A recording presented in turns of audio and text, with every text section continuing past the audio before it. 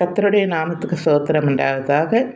நம்ம பேதுரு என்றாலே நம்ம என்ன நினைவு வரும்? சேவல் கோவறதுக்கு முன்னாடி அவர் பரிதலிச்சது தான் ஞாபகம் வரும்.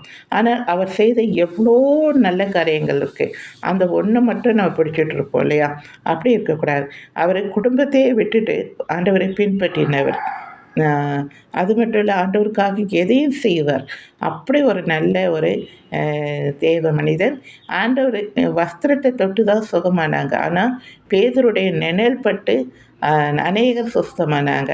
இயேசு கிறிஸ்து சொன்னார் இல்லையா, என்னை காட்டிலும் நீங்கள் அதிகமாய் அற்புதங்கள் செய்வீர்கள் அப்படின்னு. அது ஆண்டவர் அந்த பேதுரு மூலமாய் நாம் பார்க்க முடியும்.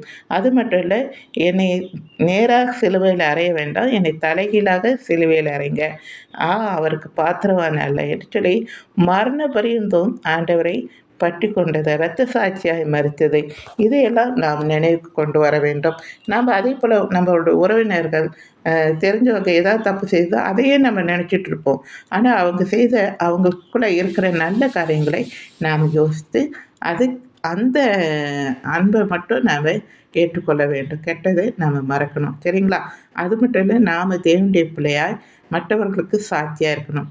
பழகையும் நினச்சிட்டு இருக்காமல் நாம் ஆண்டவர் எப்படி நம்மளுடைய பாவங்களை மன்னித்து அதை மறந்து போகிறாரோ, அதே போல் நாம்ளும் மற்றவர்களை மன்னித்து மறந்து போகிறவர்களாய் அந்த பாவ காரியங்களை மறந்து அவர்கள்கிட்ட எப்பொழுதும் அன்புள்ளவர்களாய் இருக்க வேண்டும்.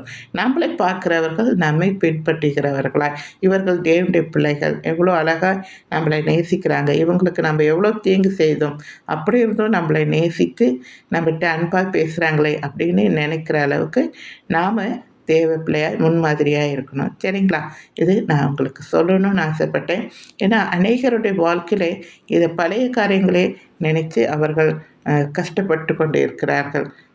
இப்படி பேசுனாங்க, இப்படி நடந்துக்கிட்டாங்கன்னு. அப்படி இல்லாமல் அவங்கக்கிட்ட இருக்கிற நல்லதை பார்க்கணும். அவங்கக்கிட்ட இருக்கிற ஏதாவது இருக்கும், அந்த நல்லதை பார்த்துட்டு அவங்கள பாராட்டுங்க. அவங்கக்கிட்ட நீங்கள் அன்பு செலுத்துங்க.